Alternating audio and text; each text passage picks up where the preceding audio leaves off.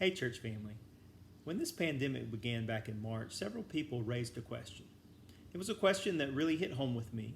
It was a question that challenged me to evaluate certain areas of my life, and it was a question that helped shape the direction by which I would walk forward through this pandemic.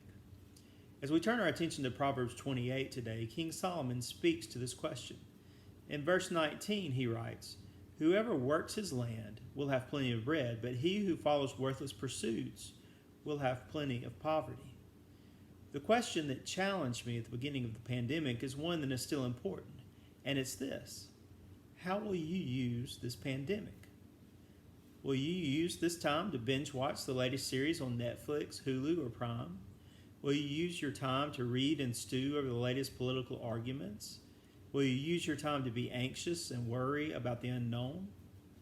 Will you follow worthless pursuits? Or will you work your land? Will you be intentional to focus on and do those things that you know will bear fruit? Will you read God's word? Will you pray? Will you invest in others?